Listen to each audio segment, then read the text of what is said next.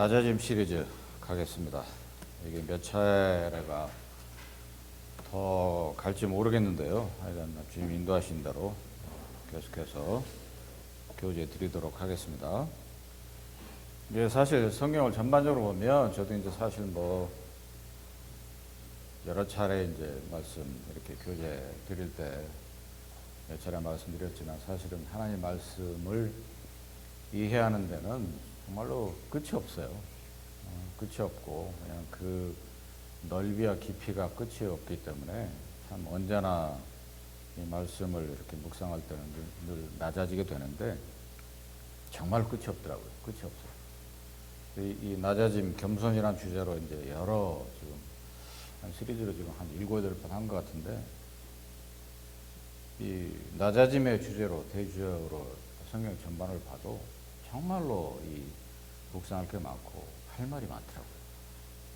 이제 끝까지 계속해서 한없이 할 수는 없으니까 적당한 선에서 이제 마무리할 생각인데 그래도 한 서너 차례는 더 해야 될 것 같습니다.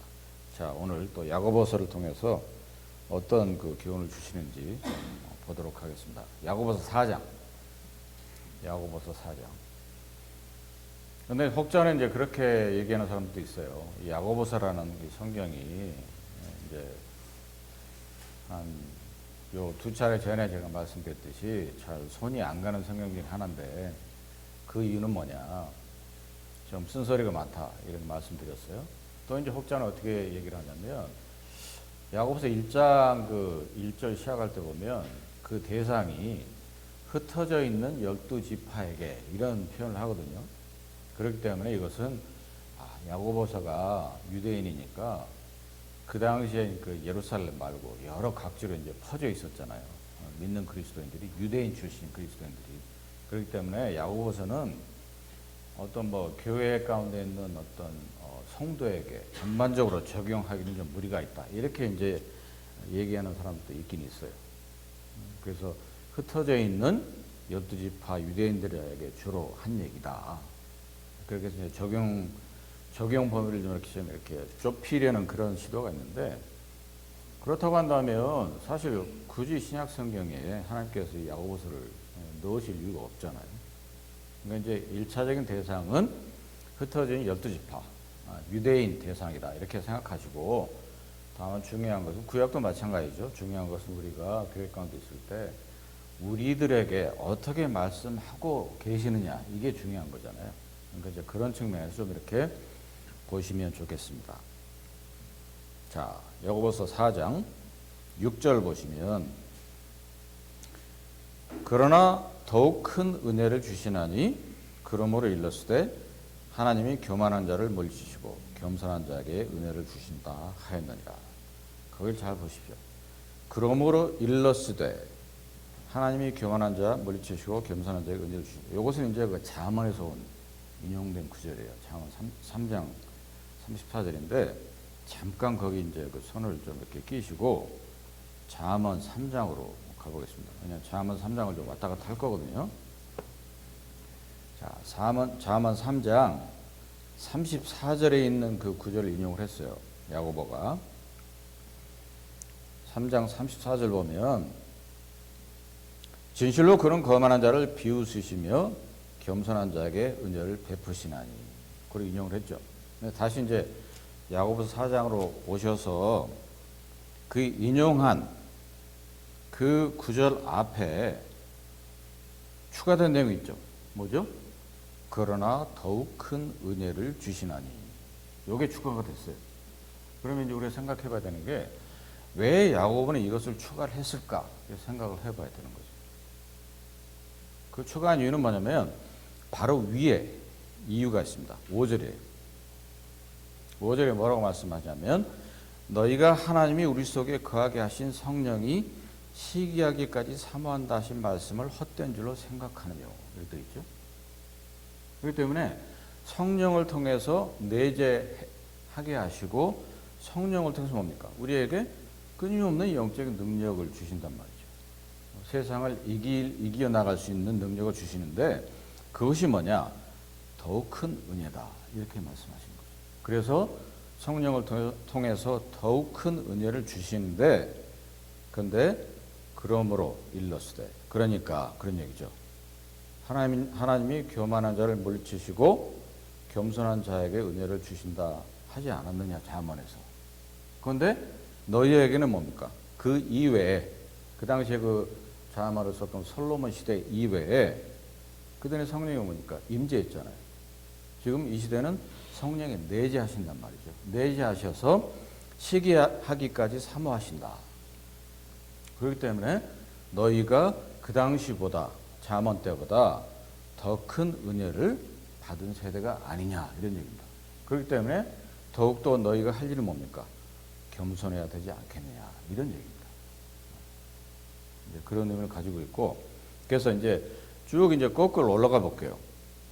그러면 4절을 보면, 간음하는 여자들이여 세상과 벗된 것이 하나님의 원수임을 알지 못하느뇨? 그런즉 누구든지 세상과 벗이 되고자 하는 자는 스스로 하나님과 원수되게 하는 것이니라. 그 4절은 굉장히 뭡니까? 좀 강한 표현의 구절이에요. 근데 이제 그 원문에는, 우리말 성경에는 이제 그 간음한 여자들이여 이렇게 되어 있지만, 사실 뭐 원문에는 간음하는 남자들, 여자들이여 이렇게 되어 있습니다. 다 포함을 하고 있어요. 그래서 여기서 뭐 물론 어떤 육체적으로 간음하는 것도 포함이 되지만, 여기는 보면 영적인 간음을 상징적으로 이렇게 표현해 주고 있는 그런 구절입니다. 그래서 이것을 이제 그 로마 12장 12절을 보면 세상과 벗된다. 이것은 우리가 잘 알듯이 로마 12장 1, 2절을 보면 세상과 화합한다. conform 이렇게 되어 있거든요. 이제 그것을 이제 우리가 연상할 수가 있고, 또 이제 마태복음 산상순에서 이제 두 마음을 가진 자, 두 주인을 섬길 수 없다. 하나님과 재물을 겸하여 섬길 수 없다. 이런 구절들이 이제 요 4절과 그 상응하는 그런 구절이 되겠습니다. 그리고 나서 1절을 보면 이렇게 시작을 해요.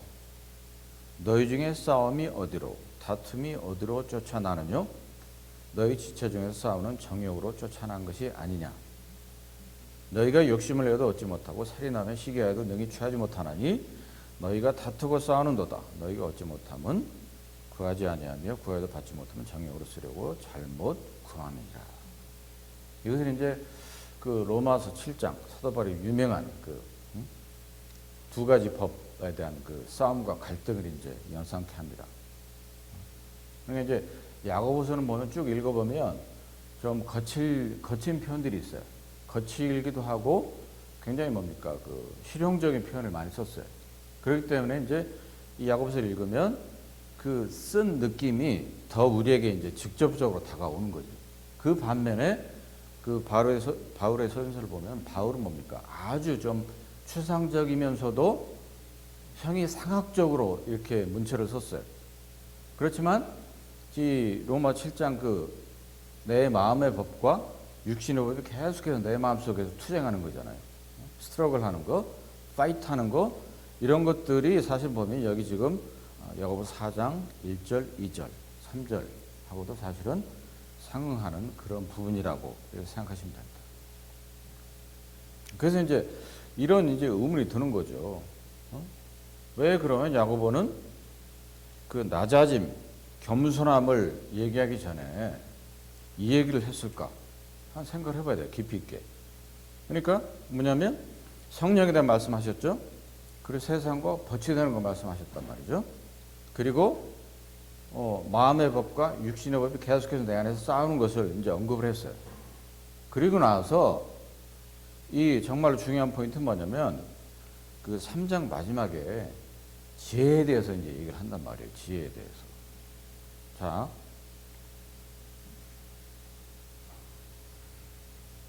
(17절) 보시면 3장 17절 오직 위로부터 난 지혜는 첫째 선결, 화평, 관용, 양순, 긍휼, 선한 열매가 가득하고 편벽과 거짓이 없나니 화평케 하는 자들은 화평으로 심어 의의 열매를 거두느니라.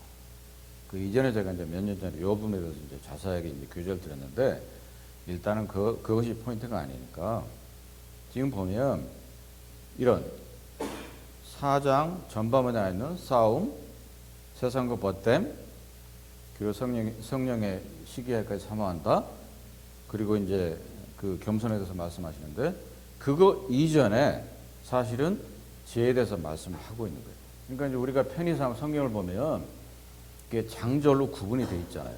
근데 사실은 원래 성경은 구분이 안 돼 있어요. 계속 이어지는 거예요. 그러니까 이제 3장, 4장 이렇게 구분돼 있다고 해서 전혀 다른 얘기를 하고 있는 게 아니라고 하는 겁니다.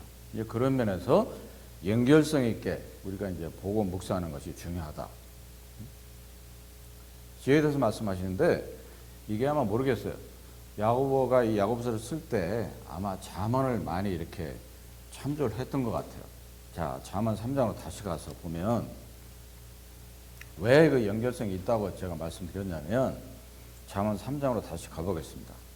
우리 잠언 3장 34절을 봤어요. 응? 겸손한 자에게 은혜를 베푸신다. 봤습니다. 그런데 잠언 3장 초반을 보면 뭘 말씀하고 계시냐면 아주 유명한 구절이잖아요. 3장 5절. 너는 마음을 다하 여호와를 의뢰하고 내 명철을 의지하지 말라. 너는 범사의 그를 인정하라. 그리하면 내 길을 지도하실 것이다. 그리고 나서 뭐라고 말씀하냐면 스스로 지혜롭게 여기지 말지어다. 여호와를 경외하며 악을 떠날지어다. 이 얘기를 이제 하신단 말이죠. 그 지혜 시리즈 제가 말씀드릴 때 아마 이 머릿속에 박히셨을 거예요. 지혜가 뭐라고요? 여호와를 경외하는 거고 명철이 뭐라고 그랬죠? 악에서 떠나는 거다. 그렇게 해서 그래서 그 여호와를 경외하며 악을 떠날 자, 지혜와 명철을 지금 그대로 말씀을 하고 있어요. 7절에. 그리고 나서 그 전에 뭐라고 말씀하십니까? 범사에 그를 인정하라. 그리하면 내 앞길을 지도하실 것이다. 사실 여호와를 경외하고 먼저 그게 돼야만이 그 범사에 하나님을 인정할 수가 있는 거죠. 그러니까 어찌 보면 여호와를 경외하고 악에서 떠나는 것이 낮아지게 되는 원천이 되는 거죠. 그렇게 보시면 돼요. 그렇게 해서 거기서 지혜에 대해 쭉 말씀하시면서 34절에 가서 겸손한 자에게 은혜를 베푸신다. 이렇게 이제 결론 지으면서 이제 잠언 3장을 마치게 되는 것입니다. 자, 그러면 다시 야고보서 이제 돌아오셔서 그렇기 때문에 그 흐름을 보자고 흐름을 지금 잠언 3장하고 그래서 야고보서 3장 13절부터 내용 지혜를 말씀하고 계신단 말이죠. 지혜를. 그것은 잠언 흐름과 똑같아요. 지혜를 말씀하시고 나서 4장 6절에 와서 낮아짐을 말씀하고 계십니다. 잠언 34절을 인용하시면서. 그렇죠? 그렇기 때문에 아마도 야고보가 이걸 쓸 때 잠언을 많이 참조하지 않았냐 이런 추측이 가능하다는 거죠. 그러니까 이제 우리가 이제 여기서 지금 몇 구절만 봤는데 확연하게 깨달을 수 있는 교훈 첫 번째는 뭡니까? 낮아지기 전에 먼저 여호와를 경외하는 게 그리고 악에서 떠나는 게 어떻게 보면 선 조건이구나 이것을 알 수가 있어요. 가만히 생각해 보면 그렇습니다. 낮아진다? 나를 낮춘다? 나를 겸손케 한다? 겸비케 한다? 그러려면 뭡니까? 내가 높아지면 안 되는 거잖아요. 반대로. 내가 높아지면 안 되고 뭐 스스로 높이거나 뭐 교만하거나 자만하거나 자긍하거나 이러면 안 되는 거죠. 그렇게 하기 위해서 뭡니까? 결국은 내가 믿는 하나님을 경외하고 그분은 어떤 분이신가? 그분의 뜻대로 행하려면 내가 어떻게 해야 되는가? 그래서 늘 생각을 해야만이 사실 뭡니까? 우리 스스로를 낮출 수가 있는 거죠. 그렇기 때문에 이 지혜와 총명과 이 낮아짐은 아주 밀접한 관계가 있다고 하는 것을 지금 야고보서하고 잠언만 우리가 읽어봐도 확연하게 알 수가 있어요. 자, 그리고 나서 계속해서 넘어가 보겠습니다. 그리고 나서 이제 7절에 가서 이제 어떤 그 실행 강령을 이제 야고보는 얘기를 해요. 실행 강령을. 7절 첫 번째. 그런즉 너희는 하나님께 순복할지어다. 그러니까 겸손한 자에게 은혜를 주시는데 실제로 나를 낮추기 위해서는 어떻게 해야 되느냐 그 얘기입니다. 첫 번째 해야 될 게 하나님께 순복할지어다. 하나님께 순종해야 된다고 하는 거예요. 지난 시간에 이제 그 마태복음 7장 마지막 제가 말씀드리면서 듣기도 하고 행해야 된다. 그 중요성을 이제 말씀드렸는데 똑같은 거죠. 하나님께 순복하라. 순종하라. 그 다음에 해야 될 게 뭡니까? 마귀를 대적하라. 그러면 피할 것이다. 두 번째. 세 번째. 하나님을 가까이 하라. 그리하면 너희를 가까이 하실 것이다. 이거죠. 근데 이거 순서적으로 봐도 이게 이제 아주 그 말이 돼요. 하나님께 순종이 없으면 하나님께 가까이 갈 수가 있나요? 없어요. 그건 안 됩니다. 그리고 마귀를 대적해서 내 마음속에 바로 이제 그래서 이제 그 1절, 2절, 3절에 있는 내 마음의 법이 육신의 법과 싸우는 것. 그것을 이제 그 믿는 그리스도인이 그것을 이겨내지 못하면요. 하나님께 순종하기도 힘들고 마귀를 대적하는 것도 어렵습니다. 근데 이 정도까지 되면 뭡니까? 어느 정도 내가 이제 내 마음 상태가 하나님을 경외하고 악에서 떠나고 하나님께 대해서 I am ready to hear 뭐 이런 자세가 되는 거예요. 하나님 말씀을 듣고 제가 순종할 준비가 되어 있습니다. 이런 상태가 되는 거죠. 그러니까 이제 뭡니까? 그 다음 단계로 하나님께 우리가 가까이 나갈 수가 있는 겁니다. 참 우리가 이제 믿는 하나님, 주 예수 그리스도 정말로 어떤 분이신가요? 이 만물을 창조하시고 지금도 이 만물이 모든 생명체가 살아갈 수 있도록 공급하시고 그리고 인도하시고 호흡을 주시고 계속 이어가시잖아요. 그 광대하신 그 크심 그런 하나님 그리고 전지전능 편재하시고 또 다른 여러 가지 속성들을 지니신 그 하나님을 가까이 하면 그러한 분께서 또한 너희를 가까이 하실 것이다. 이렇게 말씀을 하고 계시는 거예요. 자, 그 다음에 이런 부분들이 또 이제 요 다음 그 후반 요런 구절들이 상당히 그 쓰게 다가옵니다. 죄인들아 손을 깨끗이 하라. 두 마음을 품은 자들아 마음을 성결케 하라. 그래서 혹자는 그렇게 그 뭡니까 그 강에서 죄서를 쓰는 사람도 있어요. 아 이거 봐라. 이게 무슨 이 거듭난 그리스도인들한테 하는 얘기인데 아직 죄인들아 손을 깨끗이 하라. 이렇게 표현한 게 말이 되느냐. 이것은 그 당시에 흩어져 있는 12지파 중에 아직 하나님 알지 못하는 자들을 대상으로 쓴 거다. 야고보서 이렇게 주장하는 사람들이 있어요. 그런데 가만히 보십시오. 그러면 아직 주 예수 그리스도를 구세주와 주인으로 영접하지 않는 사람들을 대상으로 만약 썼다고 한다면 유대인 출신 그렇다고 한다면 5절이 아무런 의미가 없어요. 5절이 말이 안 되는 거죠. 내재케 하신 성령이 시기하에까지 사모한다 하신 말씀을 헛된 줄 생각하느냐? 이 구절이 필요가 없는 거예요. 그러면 그러니까 분명하게 야고보서는 뭡니까? 믿는 자들 위한 성경이에요. 그런데 자꾸 이제 죄인들아 손을 깨끗이 하라 이런 표현들이 있으니까 아 이게 싫은 겁니다. 아 내가 무슨 죄인이야. 주 안에서 구원받았으면 의인인데.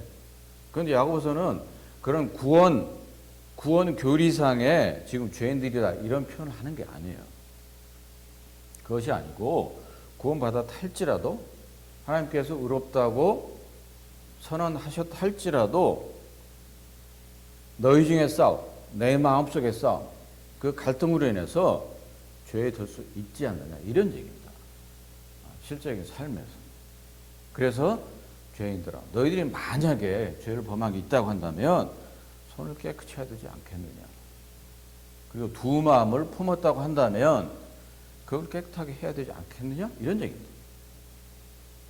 두 마음 그래서 1장에도 야고보는 이 두 마음에 대해서 쓰고 있어요. 뭡니까? 두 마음? 하나님과 벗되는 거하고 세상과 벗되는 것. 그렇죠? 그리고 너희가 성령 안에 거할 거냐? 육신의 일을 쫓을 거냐? 이런 얘기잖아요. 그렇기 때문에 두 마음을 품었다고 한다면 그거 안 되는 거 아니냐? 그렇다고 한다면 마음을 성결케 해야 된다. 이런 얘기예요. 그러니까 이제 보면 하나님을 가까이 하라? 그리하면 너희를 가까이 하실 것이다. 이것도 사실 굉장히 무서운 구절이에요, 사실은. 저는 그렇게 봤습니다. 왜냐? 우리가 뭡니까? 하나님을 가까이 하면 할수록 뭐죠?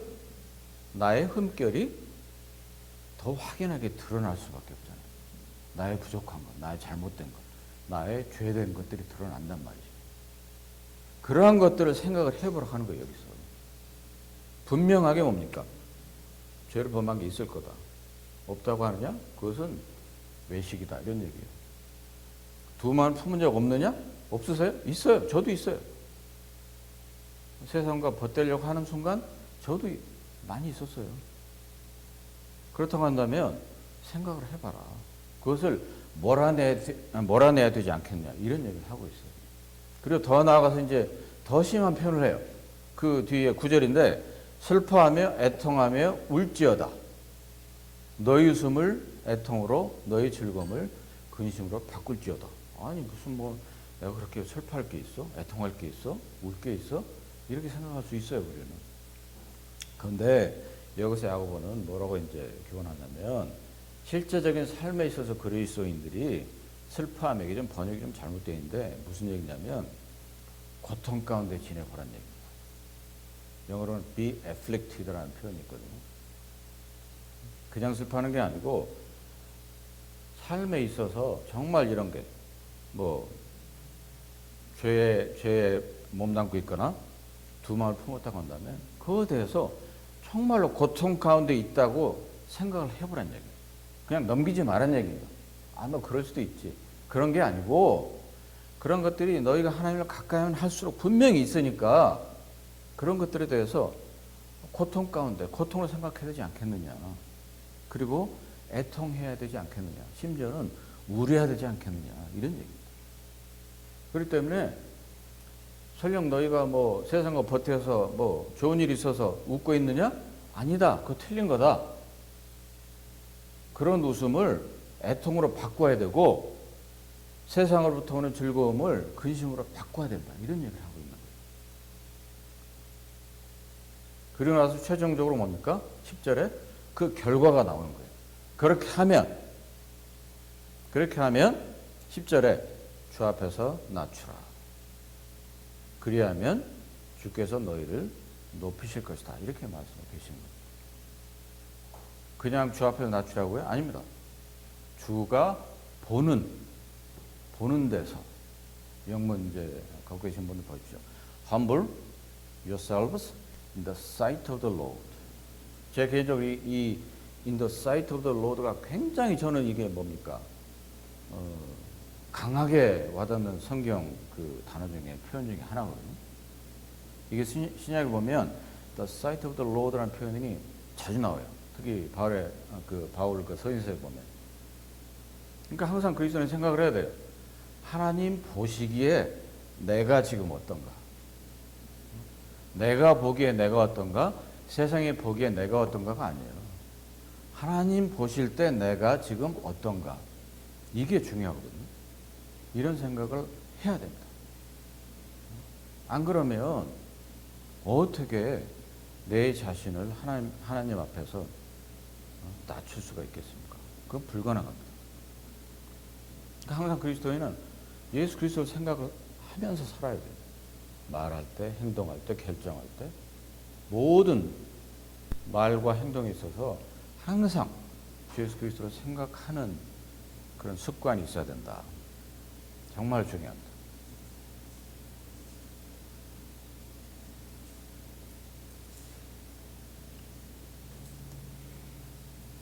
자, 그 다음에 그리고 나서 보면 몇 가지 이제 교훈을 11절 이하에 쭉 이제 말씀을 해주고 있어요. 비방에 대해서, 판단에 대해서. 그래서 그 11절 후반에 보면 이렇게 말씀합니다. 네가 만일 율법을 판단하면 율법의 준행자가 아니요 재판자로다. 뭐 그 당시 이제 주이시 출신 그 그리스도인들 중에서는 워낙 이제 모세율법을 이제 어릴 때부터 달달 외우고 이제 컸을 테니까 많이 율법을 알았단 말이에요. 그 때문에 이제 아마 지금보다 그 당시에 이런 일들이 비일비재했던 것 같아요. 그래서 갈라디아서 특히 이제 그 골로새서 그런 편들이 나오는데 율법에 아주 박학했던 그런 뭐 우리 주님 그 복음서에 보면 서기관들 있잖아요. 바리새인도 마찬가지지만 그런 후손들이 많았고 그 이외에도 일반 백성들도 보면 지금도 그런데요. 유대인들 보면 아이들한테 그 암송을 시키는데 어릴 때부터 이제 말을 이제 하고 이제 글자를 이해하게 될 나이부터 제일 먼저 외우게 하는 게 레위기를 암기시킨답니다. 레위기. 이제 그들은 그 레위기를 굉장히 중시한대요. 처음부터 끝까지. 그래서 뭐 암기하다가 틀리면 막 회초리도 들고 지금도 그렇게 한답니다. 그래서 이제 그 모적용도 이제 마찬가지겠죠. 그렇기 때문에 이만큼 그 당시에 율법 자체를 판단하는 사람들이 많았다고 하는 거예요. 그래서 만일 율법을 판단하면 율법을 따른 사람이 아니죠. 준행자가 아니죠. 율법을 재판하는, 판단하는 자가 되는 거죠. 이제 그것을 이제 경고를 하고 있는데 오늘날도 마찬가지로 교회 가운데 설사 율법의 어떤 조항을 가지고 우리가 판단하지 않는다 할지라도 내 자신의 어떤 영적인 성숙도 다 다르단 말이죠. 참 이 영의 세계잖아요. 우리가 사실은 주님 안에 들어오고 나서는 영의 세계인데 그 영의 세계의 성숙도는 다 다르단 말이에요. 그런데 예를 들어서 초등학교 정도의 성숙도 있는 성도가 대학생 중에 성숙도 있는 성도의 그 수준을 못 따라하기 때문에 함부로 판단하면 안 되거든요. 근데 이제 그런 것들을 이제 우리가 이제 오늘 적용을 해볼 수 있고, 자, 그 다음에 13절 보면 들으라 너희 중에 말하기를 오늘이나 내일이나 우리가 아무 도시에 가서 거기서 1년을 위하며 장사하여 일을 벌이라 하는 자들아. 예, 그 14절의 유명한 구절이죠. 내일일을 너희가 알지 못하는도다. 너희 생명이 무엇이냐? 너희가 잠깐 보이다가 없어지는 안개니라. 너희가 도리어 말하기를 죄의 뜻이면 우리가 살기도 하고 이것저것을 하리라 할 것이오늘 이제 너희가 허탄한 자랑을 자랑하니 이러한 자랑은 다 악한 것이라. 이러므로 사람이 선을 행할 줄 알고도 행치 아니하면 죄니라. 요 부분도 상당히 그 강한 어조로 이제 표현하고 있는데 내일을 우리가 알지 못하죠. 근데 우리는 내일을 꿈꾸며 또 살 수밖에 없는 존재입니다. 인간은 생각을 하고 계획을 해야 되기 때문에 뭐 계획을 하고 미리 뭐 준비하고 당연히 그건 해야 되는 거예요. 근데 여기서 이제 말씀하고 있는 그 메인 포인트는 뭐냐면 주의 보시기에 낮추지 않는 상태에서 내가 막 계획을 막 하는 거예요. 그러지 말란 얘기예요. 그래서 성경을 이제 해석할 때 어느 특정 구절에 이제 완전히 거기 포커스를 두고 해석을 하면 이게 잘못될 가능성이 크거든요. 근데 전후 문맥을 잘 봐야 되는 거죠. 그렇기 때문에 3장 9반에 지혜 말씀드렸어요. 그 다음에 나의 내 마음의 법, 육신의 법 싸우는 거 계속 했고 세상과 벗되는 건 얘기했죠. 성령이 시기하기까지 사모한다. 그런 말씀 쭉 했고 그러다가 4가지 나왔단 말이죠. 최종적으로 하나님을 가까이 하라. 그러면 가까이 하실 것이다. 그리고 그 죄된 것들 두 마음이 있다고 한다면 완전히 그것은 없애버려야 된다. 그러고 나서 주 앞에서 낮춰라. 이렇게 돼 있죠. 그런 상태에서 사실은 내일을 계획하고 준비하는 것은 당연한 겁니다. 당연한 거예요. 근데 여기서 이제 메인 포인트는 뭐냐면 그냥 그런 거 없이 내일 일을 너희가 알지 못하는데 어떻게 계획을 하고 하냐는 얘기죠. 그 생명은 있다가 없어지는 잠깐 보이다가 없어지는 안개예요. 어제까지 건강했던 사람이 갑자기 잠자다가 심장마비 죽어서 죽는 게 인생이란 말이죠. 그렇잖아요. 장담할 건 하나도 없어요, 우리가. 그렇기 때문에 항상 그리스도인이 생각해야 될 거는 정말로 내가 주 앞에서 주의 보시기에 in the sight of the Lord 주의 보시기에 낮은 자세에서 겸비한 마음으로 그런 일들을 계획하고 실행하고 있는가 이거 참 생각하셔야 돼요. 그래서 이제 야곱은 뭐라 그러냐면 그런 것도 뭡니까? 낮추지 않는 상태에서